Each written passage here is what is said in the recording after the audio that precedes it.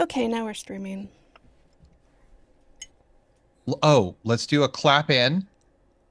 Let's just do a clap in right off the bat. So Let's we do can it. do it. All three of us? Yeah, clap it. Clap it. Come on, this is great. Ow! Ow, ow, ow! What's up, guys? It's On Fire Tonight with Josh and Tressa. We are joined by our very special guest, filmmaker, musician, community activist, Memo Salazar, media assassin. Yeah, Welcome you to the should have just said, podcast. thank you. Yeah, Media Assassin pretty much covers it. I'm really excited to be here. This is so cool for so many reasons. We're thrilled to have you. Yes, and we're talking about Max Headroom. I fucking love this show. Yes, today's episode for the show is Max Headroom Season 2, Episode 1. This is your one and only warning, listeners. You've had 40 years to watch it. We're about to spoil it. Memo. So you've watched all of Season 1 and you're up to date and watched the first episode of Season 2. That is correct. Talk to me, man. What do you think? Like, have you watched it since you were a kid?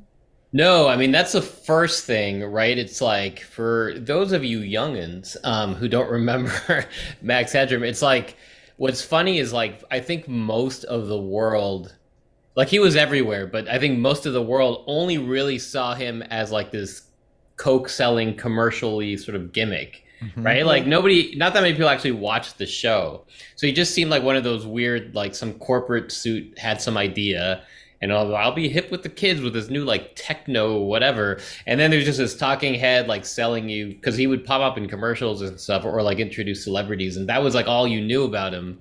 But then you watch the show, and it's like, oh, no, this show is, like, freaking genius, and the worst part of it is Max Headroom. The rest of it's great. Right. It's incredible. Like, the thing that sold this show, the thing without which this show would never exist, is the fucking albatross of Max Headroom. Yeah. I mean, they, like, pepper him in. They just kind of stick him wherever just to, like, hey, don't forget, there's this talking head guy. So no, I hadn't seen it in a while. And I mean, I remember, well, again, the days before streaming where you could just actually watch episode by episode. I obviously, now that I watch, I'm like, I never saw this one. You know, you miss a bunch because you were doing your homework or whatever. And so, like, catching up, I'm like, oh, that, it's like fills in gaps that I had missed. And so, and plus, obviously, I'm older now, so it's such an interesting perspective because it's, like, dated and yet totally not dated. It doesn't feel dated. It feels like someone decided to make this weird alternate cyberpunky thing that, other than the fact that you can tell it's not an HD, like, latest camera or whatever, it hasn't really lost any of its edge, and it's still hilarious, and there's so many lines that still are, like, applicable to today, and the satire hasn't gone. So it's, like, friggin' genius, but also so 80s at the same time. It's crazy how many things they accurately predicted would exist in our time. And there's, like, all sorts of sort of touchstones of other dystopian sci-fi that have been made before and after. And this just seems like it exists in a continuum with all of that, like, so comfortably. Yeah, I don't know if you guys, it's funny. I just, one of my favorite films, and I just watched it again, is Wim Wenders' Until the End of the World. Oh, I love that movie so much. I haven't seen it in years. So good.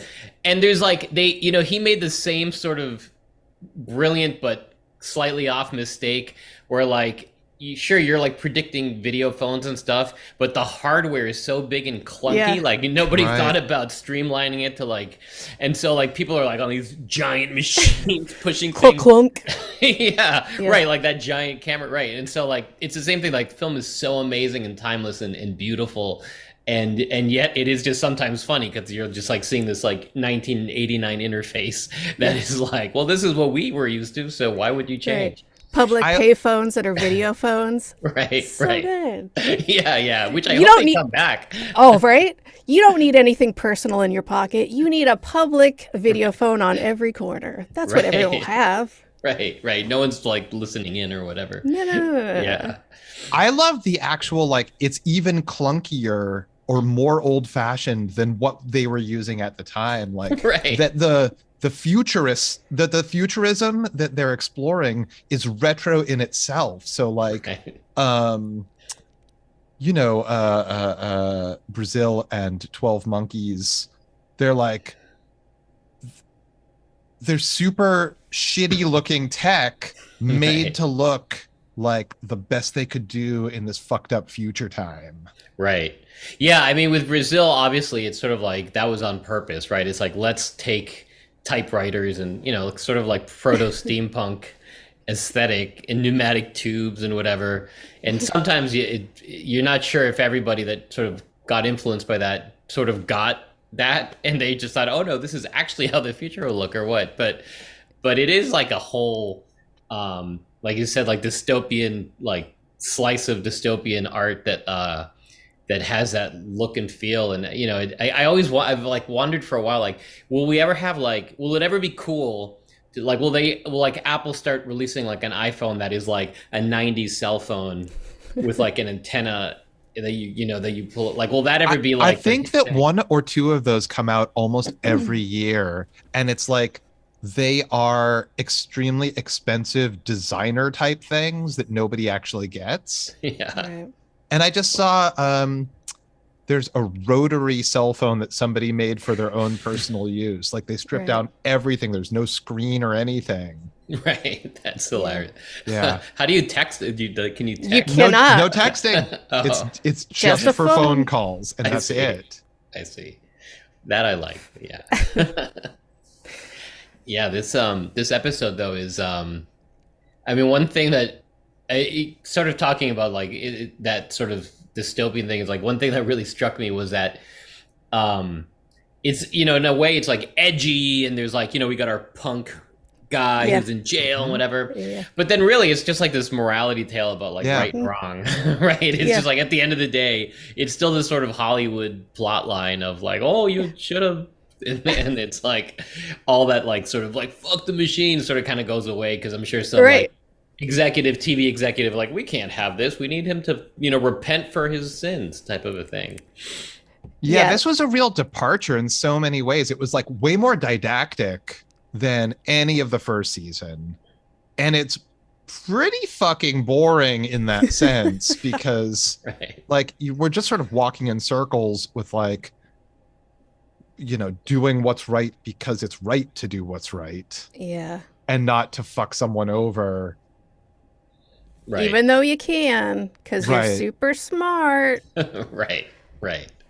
Yeah. The I mean it had so many hilarious one-liners, I have to say, even with that sort of slightly more mainstreamy plot that I love the way they always portrayed nerds in the 80s. Uh-huh. The little nerd kids, and it's like, what's tickling your synapses? It's like, Uh-huh. Shut up. It's horrible. yeah. We need Val Kilmer's character from Real Genius to come Yes. in and Right. teach them all how to be fun. Yeah, that's very true. Yeah.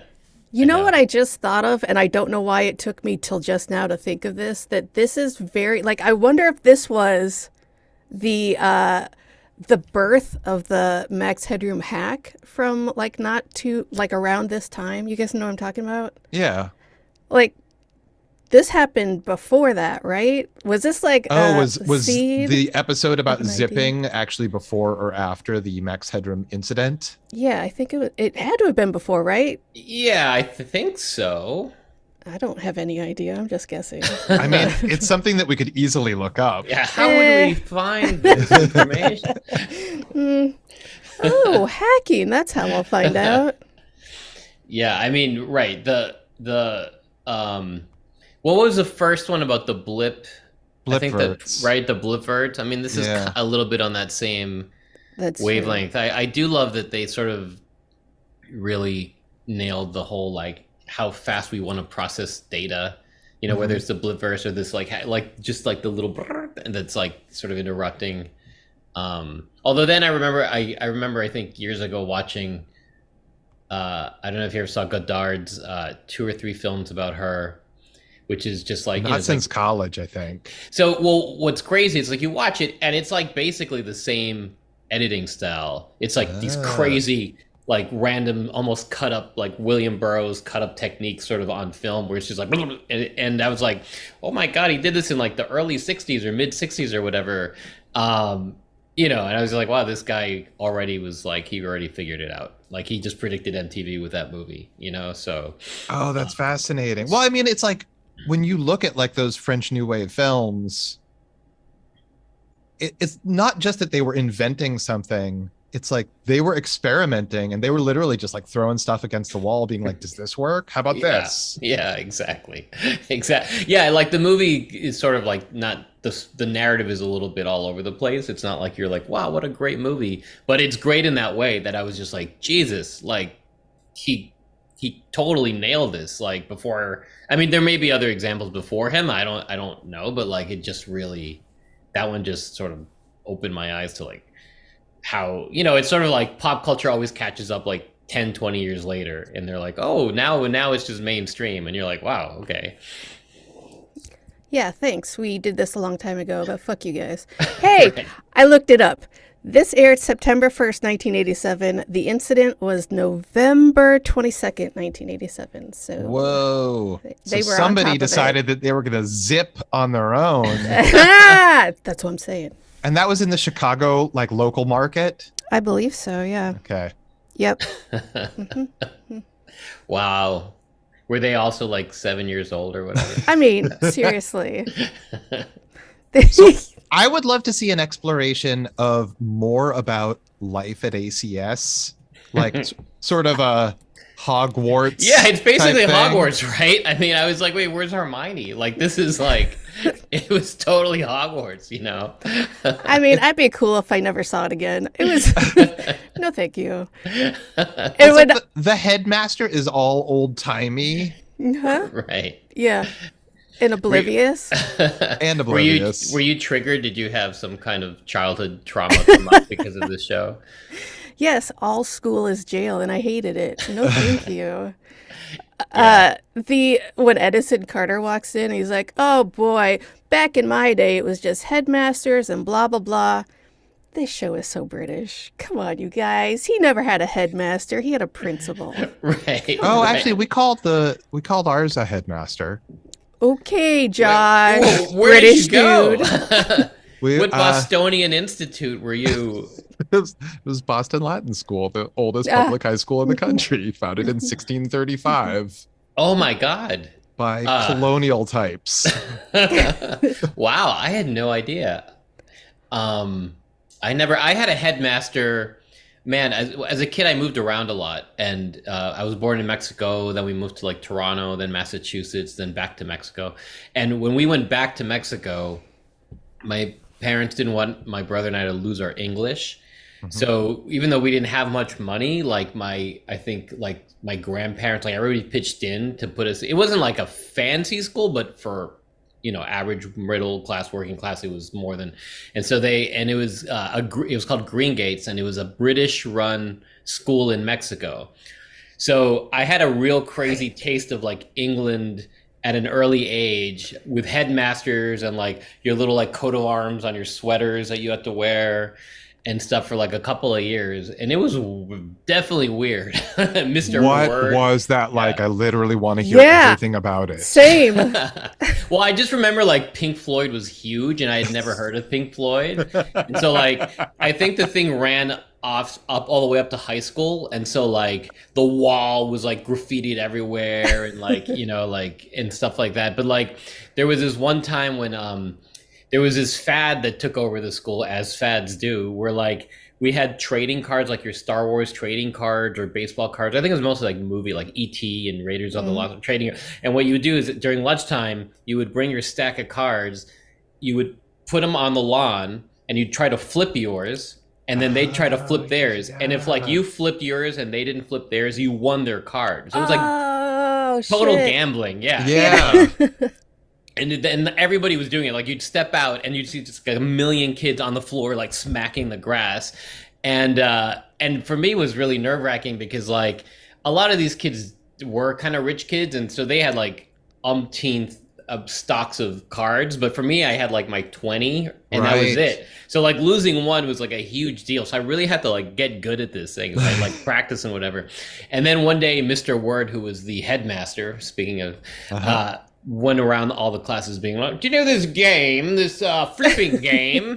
From now on, it is completely banned. None of this. We will have none of that." I remember him like giving these speeches, like, you know, and we're all like, "Oh shit!" Like that's it, and that was the end of that like fad. But there was a lot of that. There was a lot of like things that,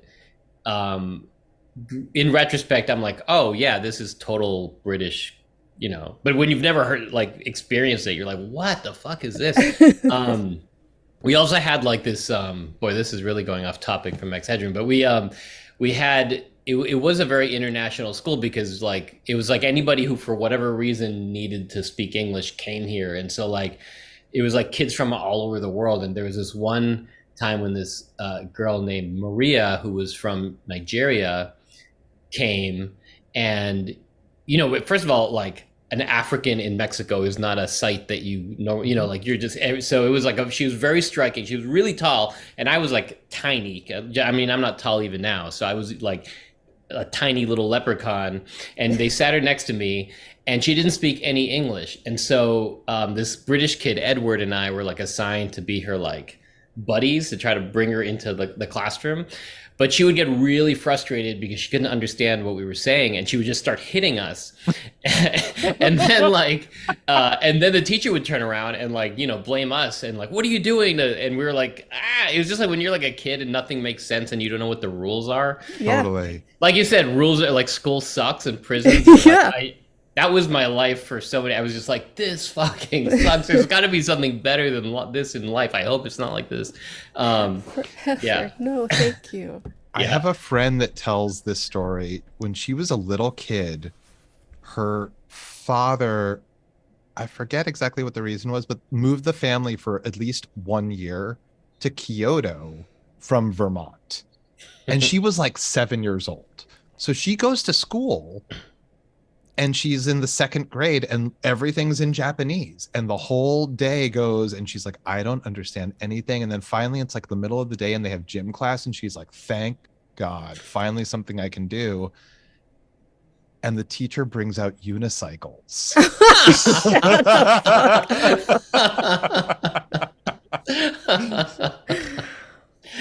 Oh my God, that's terrifying.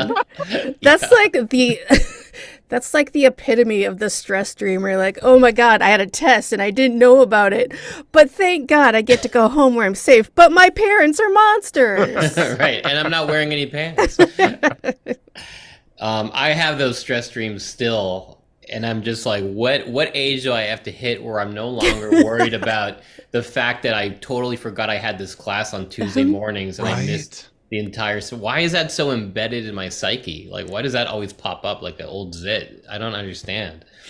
It's school PTSD because school is jail and it sucks and I hate it. Yeah. So wait, with was you on that that school in Mexico? Were like you going to school with like the children of diplomats? Is that why it was so international? Yeah, it was weird. Yeah, it was like a mixture of like some Mexican kids, a few Americans, random diplomatic. Yeah, it was a weird school, and I was like, I mean, it's probably what first it opened my eyes to so many things like social economic inequality and all these things, right? Because it was like, I remember going to this one kid's. There was these twins, William and Edward, and they were British, and they like invited me to their like sleepover. It was like a sleepover, and they lived in this like crazy house with servants and whatever. I mean, I guess a lot of people in Mexico have servants. It's just more typical. But even so, this was like next level. Like, you know, they just had all this stuff, and like their cook made me breakfast, and I, you know, me being just like, what? And so like, it was definitely. I learned a lot about like the world in this school more than anything before that. You know, that was like a very eye-opening experience. But yes, diplomats, lots of diplomats and random randos.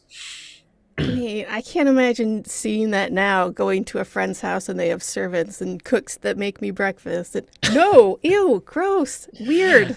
Yeah, and it was all it was like funny now that I think about it because it was a Mexican cook obviously, but she obviously had to learn how to cook British, which is can you Poor imagine woman. like you're like Right. your culture's like Ugh. Mexican food and it's like no, here's how we do things. Right? Here's Like, some garbage. Please make Yeah. this. yeah, Yeah, well, your delicious foods do not work here. You're gonna have to yeah. boil everything. Yeah, exactly. And lots of vinegar, please. Like it's just like, yeah, she must have been like these people, what the fuck? But like, yeah, as a kid, I was just like, yes, thank you. Just sort of like this quiet. Again, I was like this very shy, quiet, short kid who like, I mean, I got along with those kids. We were like friends, but like the minute you're in their world, it's like, oh my God, where am I? So, I learned a lot. Yeah, there's a lot, and then like that's sort of like thankfully I wasn't there during like puberty years.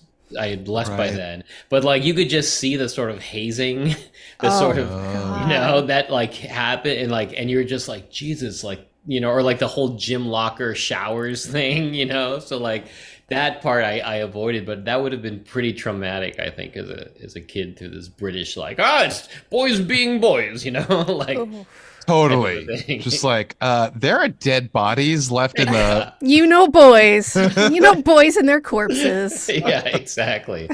Exactly. Yeah, it is fascinating. I think somewhere there I must still have a yearbook that I ended up with. I'll bring it in. Show and tell. Yes. Yeah. Yeah, when I think about the move to 7th grade, that's when Boston Latin School starts. It's a 6-year experience. Oh, wow. It's like you go from like nap time in your previous school to like Wait, what? you gotta like take. I don't know. Maybe you didn't have to. Maybe it wasn't. I don't. Maybe not. Wait. Hold up. You had nap time in 6th grade? Maybe not. Maybe not. It just seems like a huge leap from like I might be compressing all early childhood I think you into are. one experience. It's not appropriate.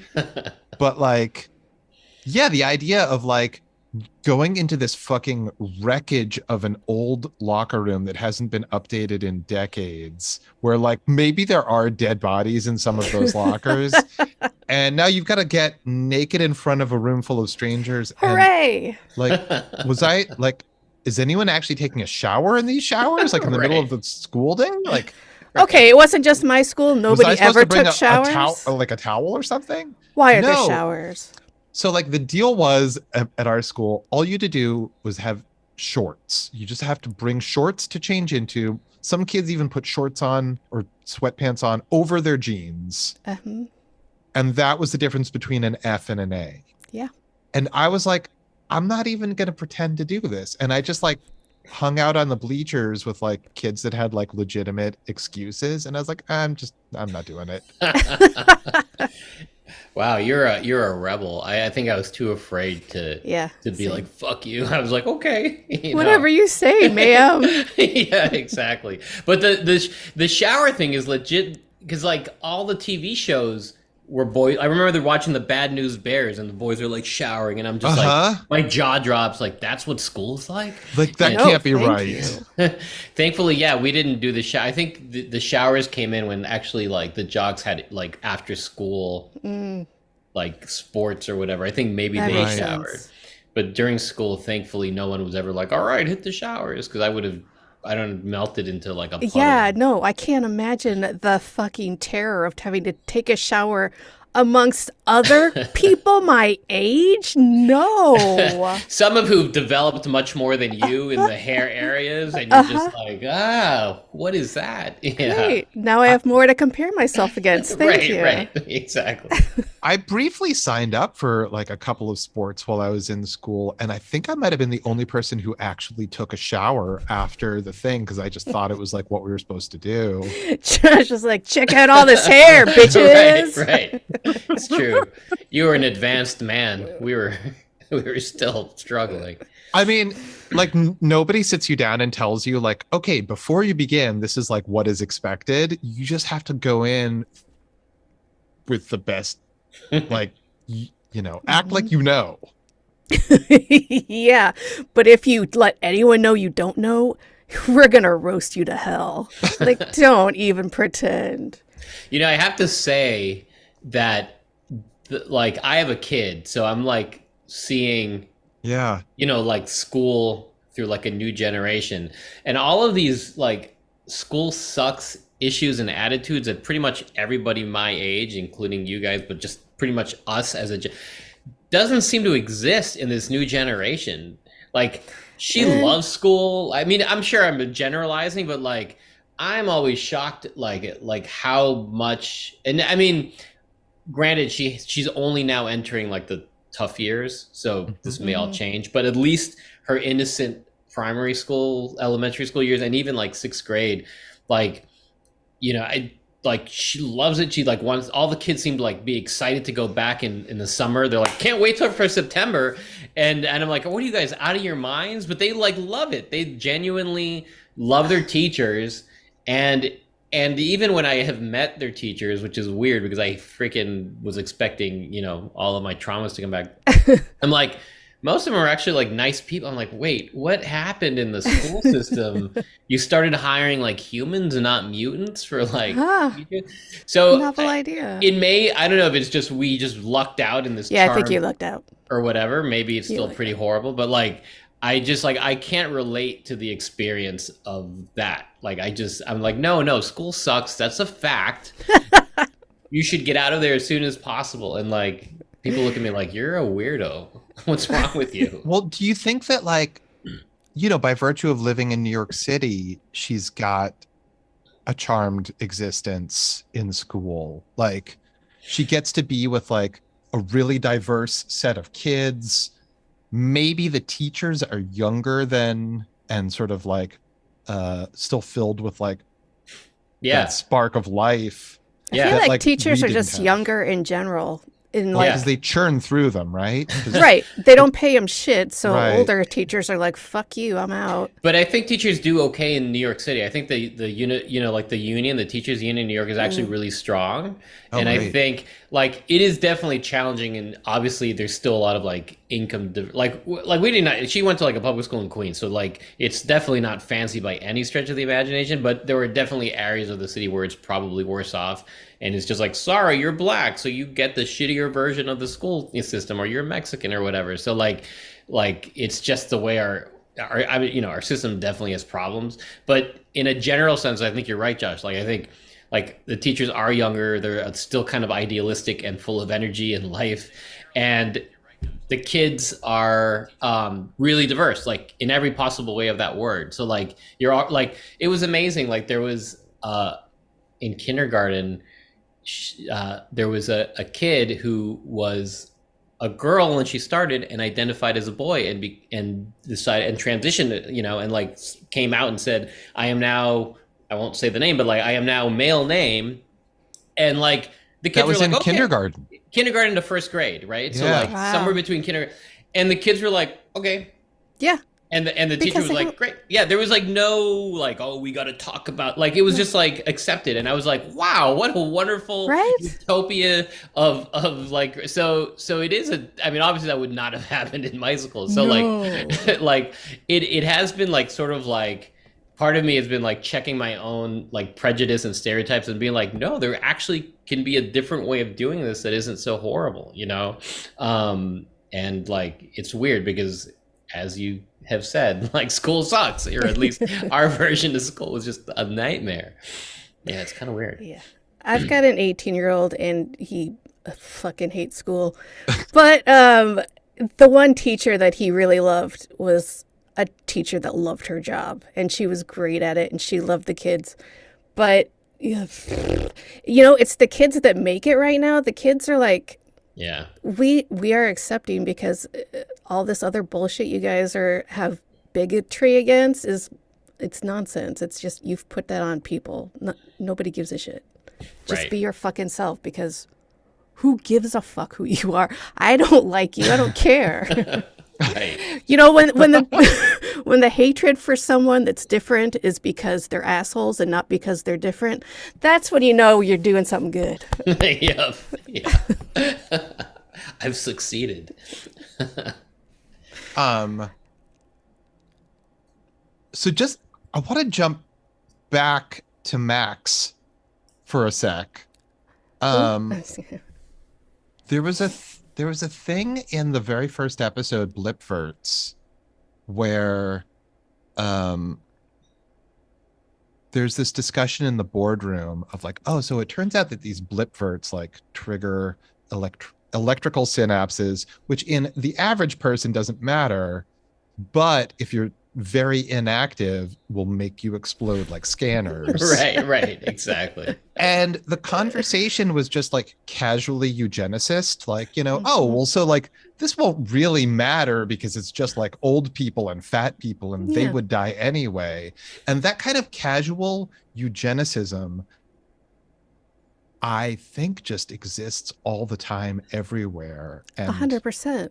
like people spout it without even realizing they're doing it. Oh, yeah. And Yeah. I mean, related, just go to a doctor as a fat person and find out what they say. Totally. They're going to disregard everything you say and be like, well, I know that you've got a broken leg, but maybe if you lost some weight.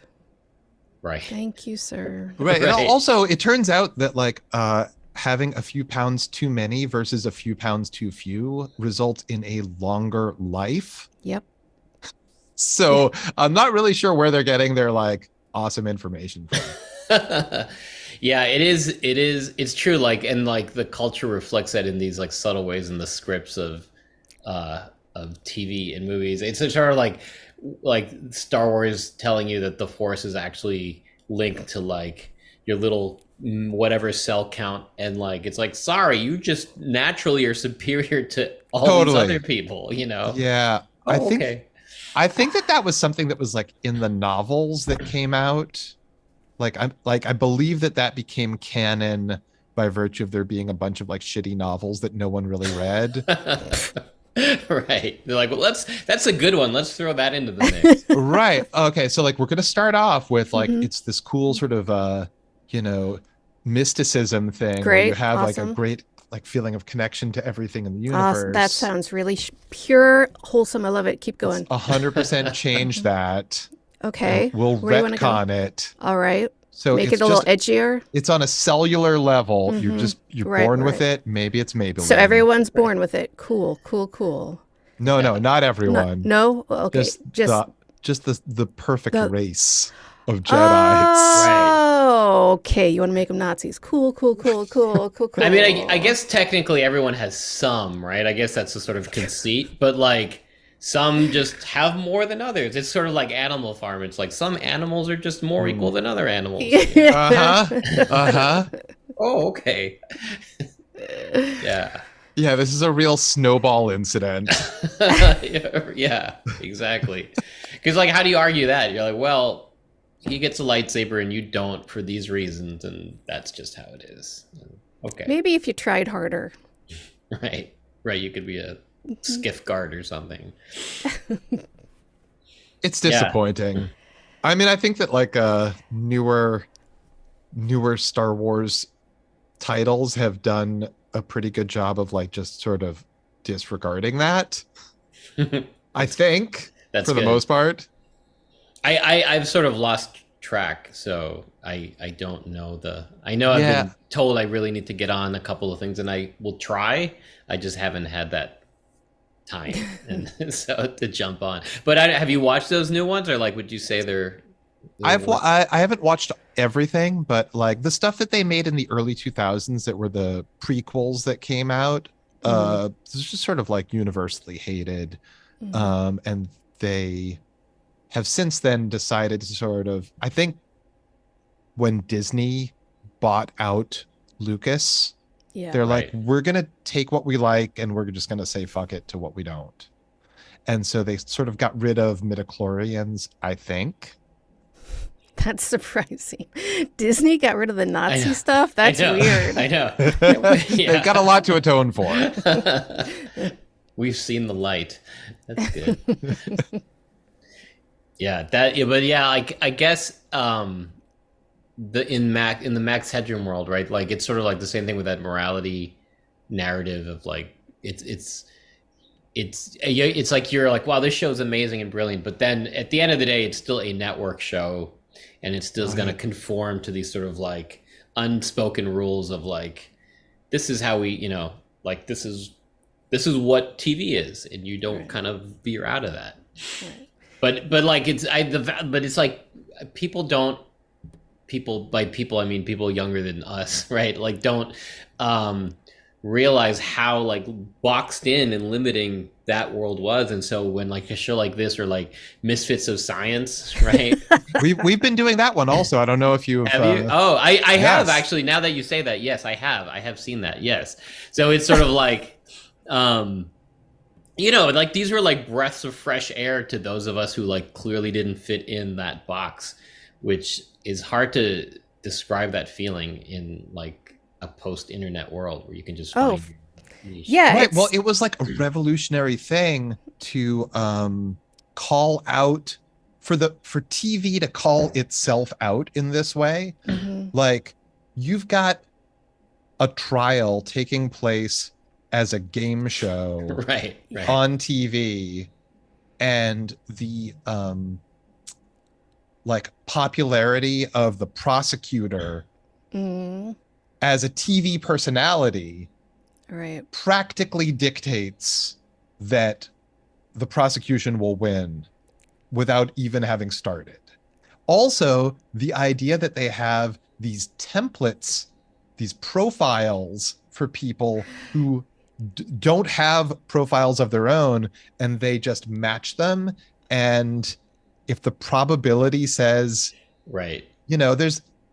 that's Oh, that's literally the Republican campaign for like voter purging in so Uh-huh. many states. Is Oh, literally right. that, right? It's like, oh, if you're a convicted felon, then you can't vote in certain states. So we're gonna get this software that, and this is like proven. This is Yeah. like, is like if your name is Fred R. Smith, and like a Frederick Smith pops up as a felon, Mhm. the software would make a link, not bother to check things like social security numbers or anything else. It would just make a contentious link based on the two and cancel both out. And then the onus was on you to go and prove that you weren't this felon. This is how like Bush Yeah, won Florida. So, by the way, here's a quick surprise.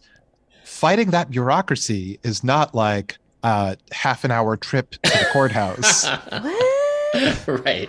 Okay, I didn't know that they would link it that hard and so impossibly that you would have to prove a negative. Like, what the fuck? I mean, Well, it's they it's also state have by like state. even worse methods Right. of just they criminalize your life, so you Uh-huh. become a felon, so you never have the right to Oh, vote. well, yeah, 100%. Yeah, that's like the whole school to prison gateway or whatever. Like, we're going to make it so you don't have any chances. Right. It's a Before. pipeline, just like that surf guitar song. Thank you. Yeah. I mean, there's like this sort of subtle, like, we'll just create a system from birth to death where you're just not going to have that. But like, this was like very specifically, and again, it's state by state, but in 2000, when Jeb Bush was governor of Florida and George Bush was going against Gore, like Choice Point was a software company that was hired to do this. And literally when reporters actually started going through the lists, they found so many cases, and the percentage of those people that were purged was like a very high percentage African American. It wasn't like, oh, it's all white people. No, it was like, oh, why is it like 47% black and like 30% Hispanic or whatever? So like most of those people were Democratic voters that happened to get purged. And like, it really was as ridiculous as like, your name is Jen, this is Jennifer, or, oh, you're probably a felon. Like, they used the most basic criteria and then let you, but you didn't know, obviously. No one alerted you. So when you went to vote and you were told you can't vote, like by then it's too late to do anything Right. about it. So, Right. And that very easily accounts for the numbers of voters who could have tipped the scale towards Al Gore winning. But the other part of that is that like the Democratic Party knew that and didn't do anything about it. Like they didn't challenge it and bring up that evidence. They were like, oh well. And Huh. and that's where you're just like, what? Like, you just start to feel that like both parties are just in on this. They like, we'd rather not expose that system and just let things than actually like bring up all the dirt and then risk like us getting exposed for our stuff. So Yeah. You know, It's There a it really is. shitty situation when you're like, okay, I have two choices. There's evil and worthless. right, Mhm. right, right. Yeah, yeah. It's but yeah, so like the Max Headroom thing is you're right. You're absolutely right that like that whole matching thing is so exactly like on point with like our political system. I was like, oh, that's actually tracks.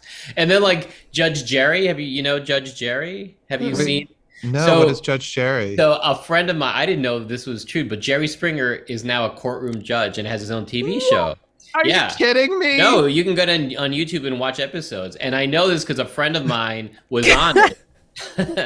Oh, for like uh, a free trip to Chicago, the way all Jerry Springer stuff used to work, Or it's Ricky Lake in my case to New York. Yes, or oh Ricky right. Lake. I think actually Judge Jerry's here in New York. They film it in New York. Cause like so like I made this this really silly film about the Cars, the band The Cars, Uh many huh. years ago with this friend of mine who's a comedian, and it's just a stupid but fun like get drunk watch movie, and he I don't know he knew someone who was like the booker on this show, and he pitched this idea of like suing this other guy that was on our film for like messing things up and countless times it doesn't make any sense on a legal level, but they went for it. So one of the episodes is my friend suing another one of our friends, and they just create this whole courtroom drama. And Jerry Springer's a judge, and it's like just like the People's Court, like he's like legally authorized by the state of New York to make blah blah blah. So I was like, wow, this is true. When I watched the episode, I mean, it was literally Judge Jerry, which you're all welcome to watch on YouTube. Does he give like a? How does it go down? Like, does he have Yeah, a he gives a final financial. thought? Yeah, he'll be like, the plaintiff owes the defendant, $200 or whatever, like, or whatever, or he dismisses a case, or whatever and then they interview you afterwards and like, what did you think about and it's like, I'm really upset, and like it was a total joke. In our case, it was just like the whole Yeah. thing was a gag, but there are real people who are truly angry and suing people and letting Jerry Springer deciding that Jerry is a person who should arbitrate know, the lawnmower incident or whatever like ridiculous argument you have. Side note, Jerry Springer had a very progressive, very good talk show in the early 2000s. Or radio talk show. It was very good. Radio talk show. Was that on Air America? Yeah, it was. I never heard it, but I heard of it. So It's that's really- really interesting.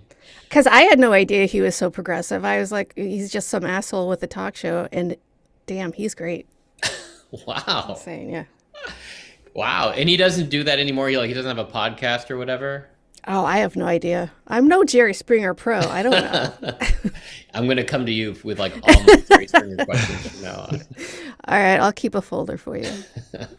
It's crazy that he's even bothering to do that. I mean, that guy's got to be extremely comfortable and have no need to do this. He must just really love working. I think that's He's gotta. literally the case. I think Yeah.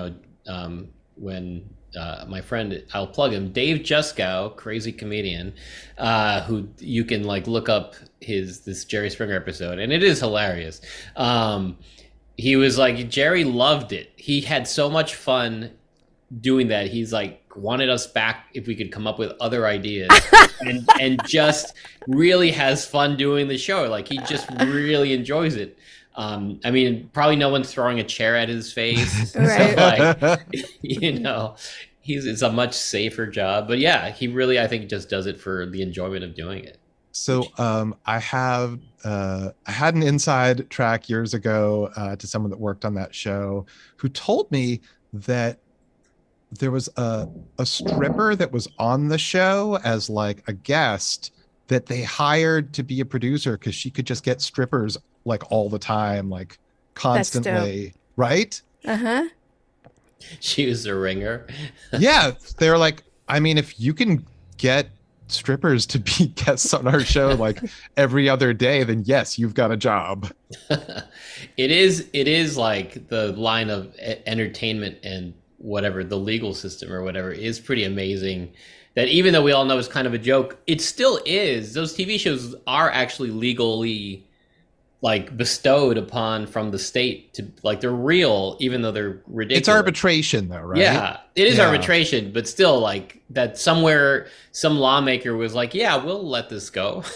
Like it's a very minor version of what the Max Headroom episode is about, but it still is technically real. So it's very weird that we've done that, but I guess not that weird. It's like network.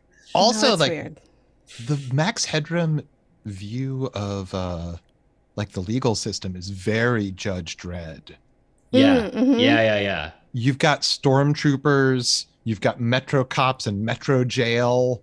We get like a better exploration of that world in this episode than we've previously seen. That's true. That really does flesh it out. The floppy disk argument that no one wants to hear or see. When we first got introduced to the blanks, it was literally just a computer, not even a face on a computer. Yeah.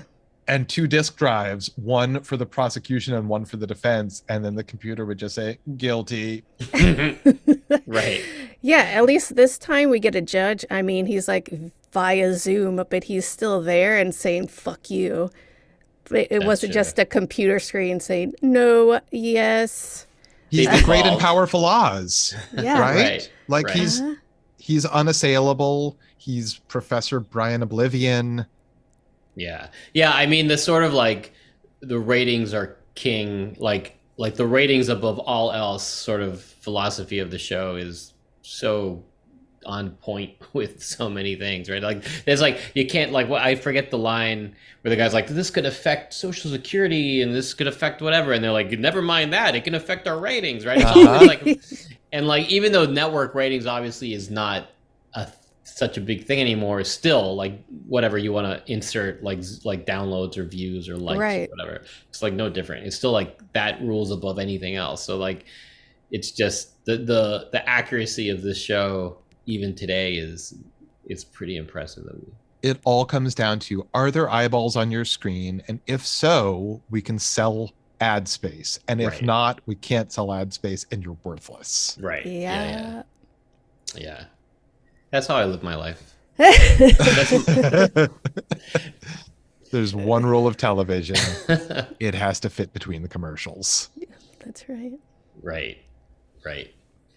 Yeah, I guess I haven't watched the next, I'm following the rules and just watching episode by episode. But if you've moved ahead, I was curious of like, one thing they didn't do this episode that they did last season was like the way Max would blend in with the ads towards the end. He would like say something. He's basically like making fun of the ads that are about to come. Right. He's like, now some idiocy, and then cut to commercial. Right. Yeah.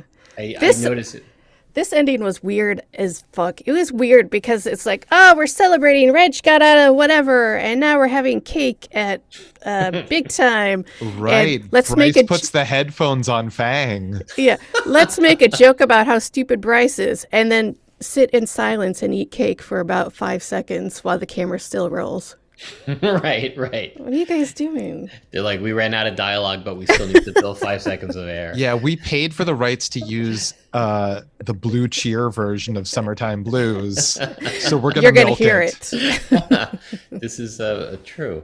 I love, speaking of when you said floppy disk, I remember like there's that shot where he pulls out the floppy disk, and it's the big old and it's floppy like the disk, giant, which even by that point in time was already 10 years out of date. Yeah, it was so like, good. Wow.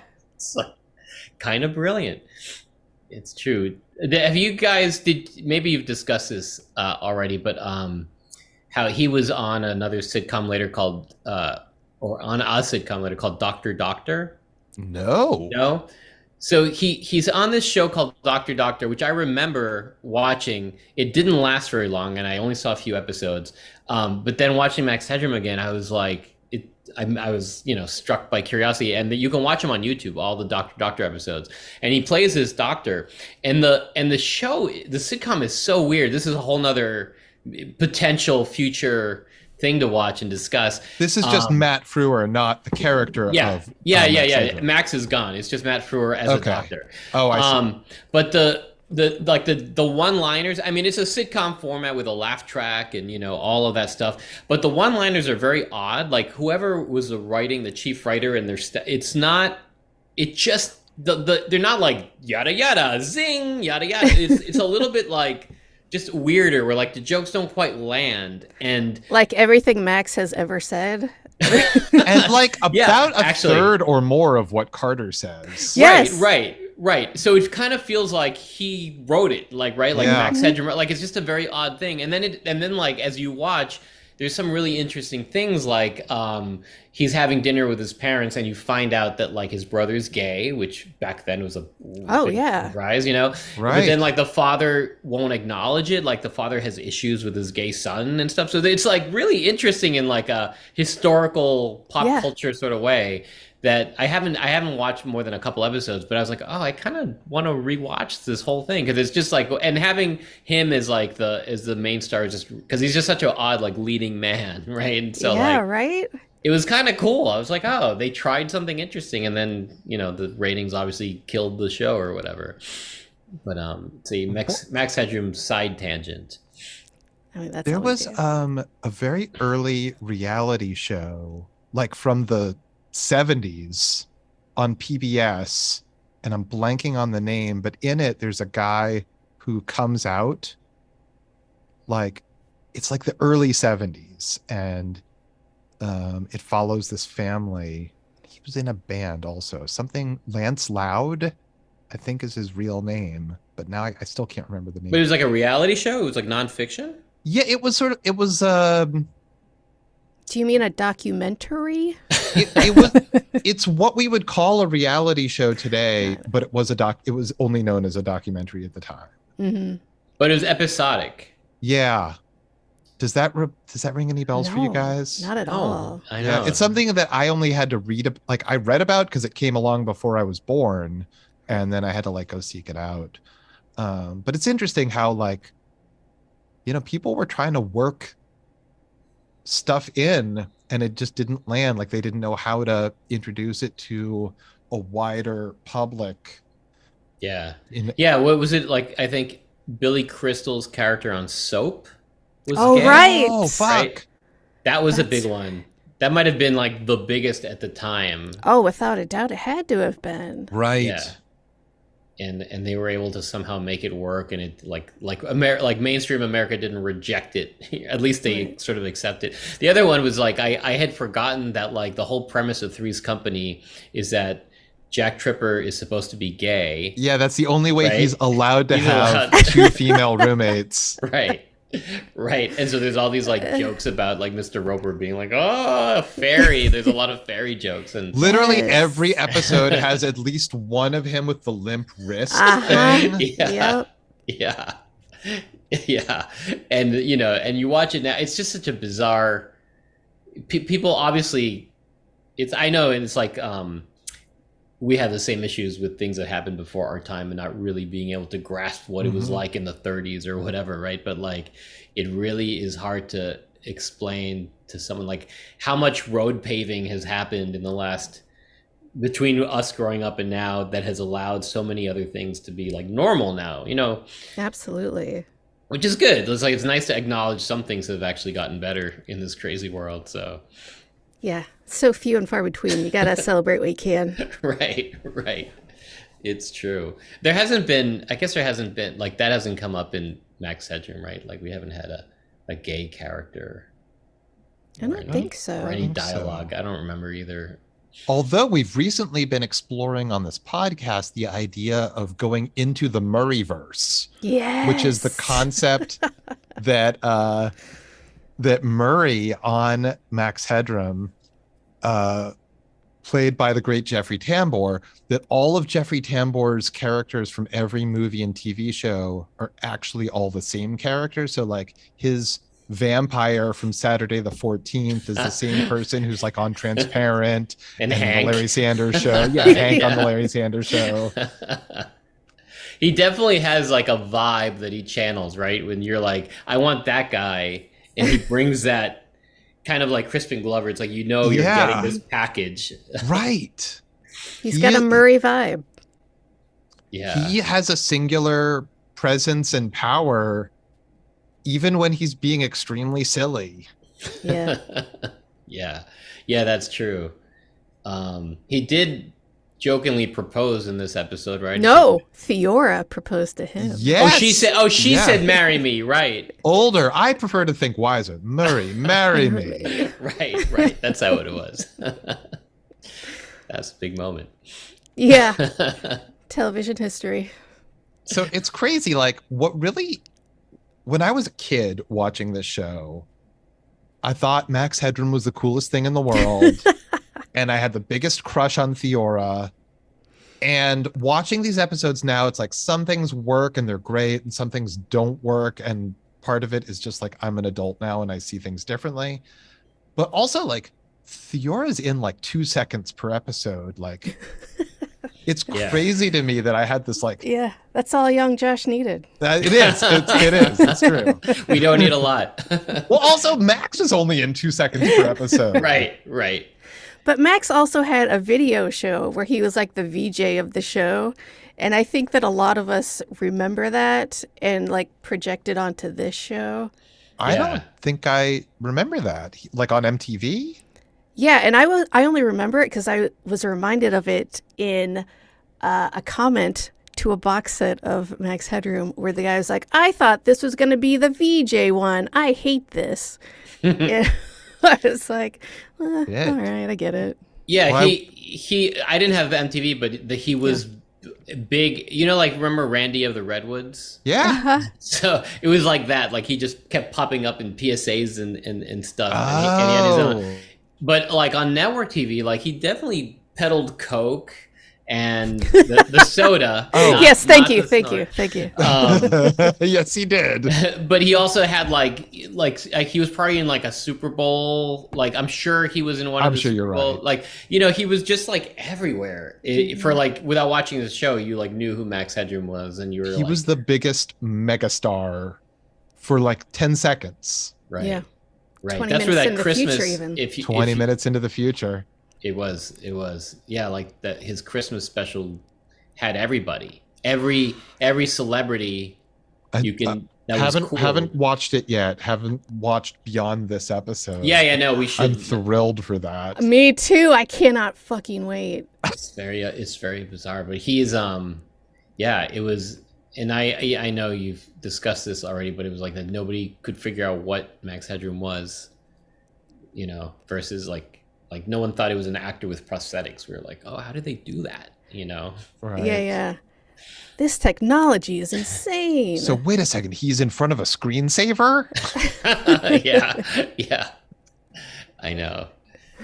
That's true. So wait, if you've also been going back and revisiting Misfits of Science episodes, we've gotten up to the 10th episode and talked about it on this podcast. How much have you seen recently of that show? It's been random. It hasn't been like a academic study from beginning to end, which it should be. It was more just like remembering that that amazing open, and then being like, wait, I gotta, and just kind of checking out like, you know, snippets and so on, and just like reminding myself of like this incredible show that like, I mean, there were certain shows in the 80s that just like blew my mind. It was like Max Headroom and Misfits of Science, and then Moonlighting. Oh, sure. Yeah, so good. Moonlighting famously breaking the fourth wall over and over again in a way that I was like, oh. They're talking to me. Yeah. I mean, that like my cousin. I had a cousin of mine lived with us for a year. She was from Mexico, and she lived with us here in Massachusetts for a year in 7th grade. And all we would do is beg my mom every week to let us stay up because it was like a later show, and you know, and just be like, just let us watch. You know, we can't miss. And it was like the first show that I think I really like, not as like a little kid, but like more adult, like really got obsessed with like how the story and the characters and the creative brilliance of like, what are they going to do this week to like fuck with the formula, you know? There weren't a lot of those. And so like it was that, Moonlighting, I'd do a Moonlighting thing. That was crazy. I had the best ending. It's fun to remember how much I loved that show and how much like David Addison, played by Bruce Willis, was just like an incredible phenom. Like I loved his Seagram's Golden Wine Cooler commercial. I bought The Return of Bruno the day it came out at Strawberries at the mall. I tried finding Moonlighting like a few months ago. Can't find it anywhere. Oh no, is it not available to the wider public? I think. Yeah. Nice. That is wonderful. I never got rid of it. It doesn't, like, the green screen kind of keys him out, but yeah, it's crazy. Oh no, you can see it. His version of Secret Agent Man. Yeah. Oh my god. Yeah. He really was so full of himself, and it was Oh amazing. my god. But Yeah. like, I was drinking that Kool-Aid. Me too. Yeah, I thought he was, because he had a sense of humor about it, right? He wasn't like, he was just like, he laughed at everything, and you're just like, man, I want to be as cool as that guy. He's just so takes everything in stride, you know, makes fun of Maddie all the time, and it doesn't faze him, and it was like, yeah, I'm with you. I was a kind of 100% like, this is what you want to be when you grow up, sort of an attitude. Yeah, unflappable. Yeah. Easygoing guy. Like, Yeah. what is that magic? I think I was just telling Josh that I was trying to find it online and you just can't find it. And I believe Moonlighting. that one of the things I read said that they won't put it anywhere because of all the trademark infringements and copyright infringements, much like Misfits of Science using all those songs that we all knew and loved. What were They the just- copyright infringements in Moonlighting? I guess they played a lot of like current songs, Oh. like top I mean, they 40 songs probably had the rights, but for like at the time. and Right. so yeah, they definitely, one of the big episodes, I think they debuted a new Billy Joel song. They had this whole fantasy number where he and her dance in like a black and white sort of film noir episode, and the key moment is this Billy Joel song, which I think was I don't know if it was written for that show or it broke on that show or whatever, but like they probably don't have the money to pay for Right. that, you know. For sure. Yeah, Misfits of Science liberally uses very famous songs. And what I didn't remember is that every episode is sort of its own standalone genre parody. Yeah. And See, I didn't so, remember that either. yeah, they usually take more than one thing to parody at a time, and it's not very good, in fairness. And like, And it's they're terrible. supposed to be sort of like the Ghostbusters and sort of like the X-Men, but they're not very good at being any of Right. that. Right. They're world famous, but also nobody knows who they are. Right. Right. They work for a defense contractor, but they're broke. Right. Just Right. like the Ghostbusters, kind of, but not really. Right. Yeah, there's like a Buckaroo Banzai vibe to the Yes. show, right? That like the poor version of that, I guess. The poor man's Buckaroo Banzai team or whatever. Definitely, like when you see scenes of them in the lab, it's Buckaroo Banzai through and through. Right. That's yeah.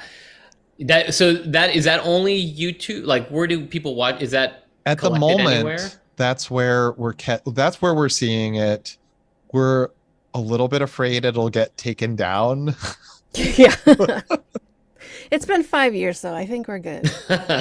Unless you keep running your mouth, Josh. I know you do have like 4 or 5 billion fans, so word might get out. Right. Obscene. Josh heads, keep it on the down low. Exactly.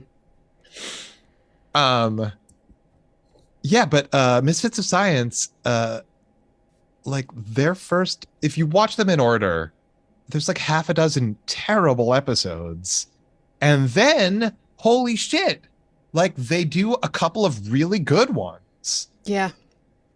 So how many episodes total are there in that series? 16 total. 16. Okay. 16 all told.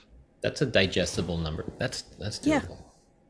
You know what? You just run through them, too, because they're just they're bullshit, and you can just like, it's fine. I don't have to pay that close attention. Yeah, That there are one- aspects of it where it's like, oh, is it like the same people that did like the car chase scenes on Chips? Because there's some very long, unnecessary car chases. that are not interesting at all. Is this do you in your like sort of like future schedule of shows? Where's Manimal on that list?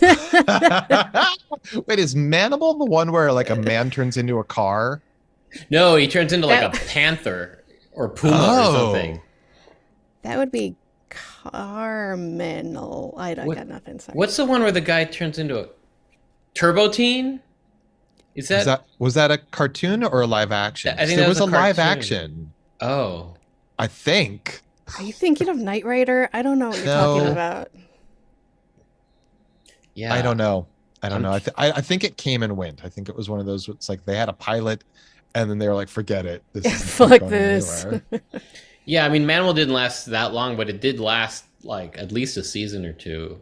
And it was it was sort of werewolfy kind of thing. He would turn into like, I forget what triggered his conversion, but he would like turn, and there's always like it would cut to like the same like animal morphing sequence every time, Right, where like right. it cut to his fingers and claws would come out, and then like teeth would, it's very like, okay, that just insert here and then go back to the story. But like, he turned into like, he may have turned into different animals. I think that was part of it. Like he could turn into like a bird and then into like a puma or some kind of dark cat and so on. He was like the whole cast of Lady Hawk. Yeah, kinda. Yeah. That sounds awesome. Yeah, Was I haven't was seen it it. awesome? I mean, it was awesome when you were 12. Is it Right. awesome now as an adult? I don't know. There's some things don't age well, but I would definitely check it out. I mean, some things even back then, I remember like Cop Rock, Ugh. watching that and being like, no, this is actually bad, right? Like, So I didn't watch that at the time, but as a working professional, I've had to explore that show for different reasons. And it always comes down to the same thing. There's a song about the baby merchant. It's all about black market babies. every episode goes back to the baby merchant. No, it's like anyone that wants to make fun of Cop Rock, that's where they cherry pick from. Right. Yeah.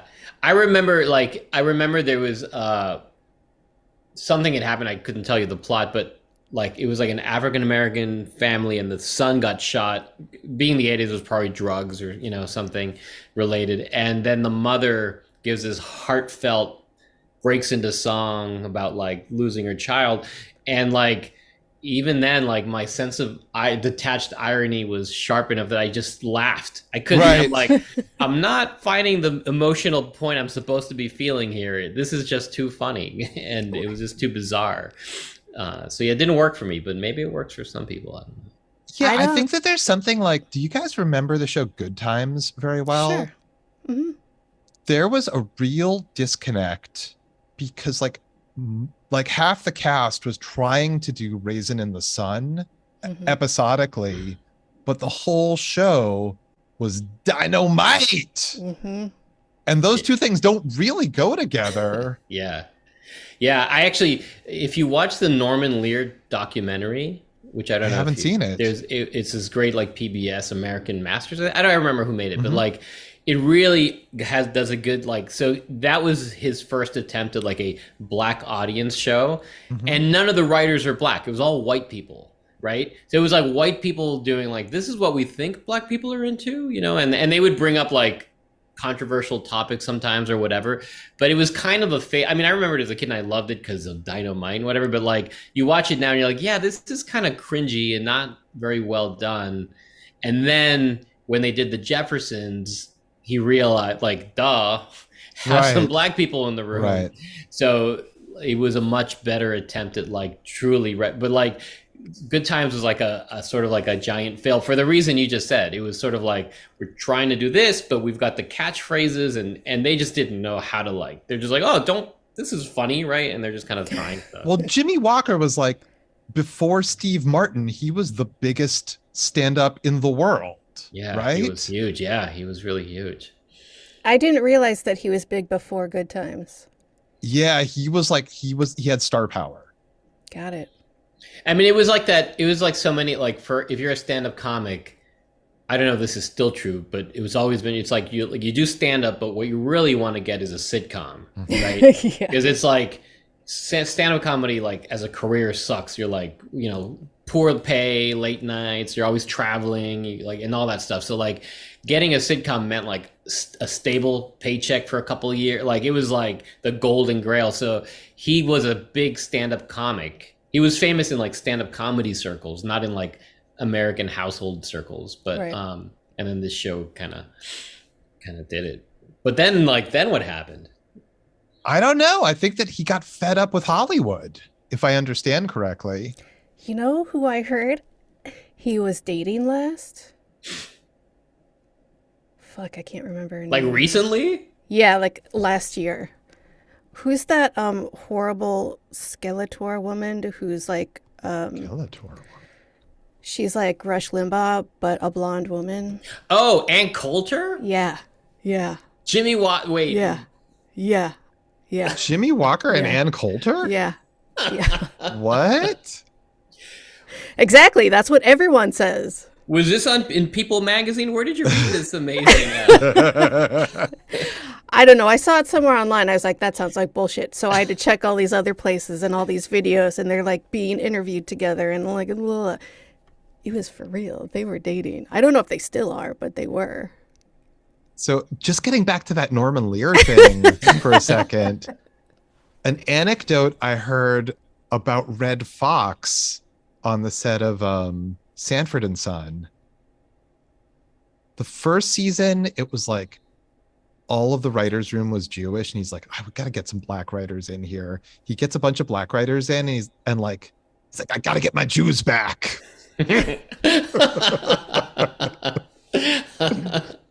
That's hilarious. Right? He was good. Red Fox was good. I do like his like old stand-up. He's just like a funny guy. I guess He's amazing, but like I actually am shocked. He was just a pimp. Like his job before he was a stand-up was pimp. right. And like that's what his stand-up is about. Right. Him and Ice-T. Yeah. And I mean, Richard Pryor famously born in a brothel. Right. Yeah. That's where the best comedy comes from, I guess. Ice-T, famously hilarious. Right. Yeah. Although a friend of mine's prom song, and it was like new at the time. Shut up. Was Girls LGBNAF. I don't know that one. That was an Ice-T song. I'm trying to remember Girls, what the Girls, acronym stands let's for. get butt naked and fuck tonight. right. Oh, to be young again. Yeah.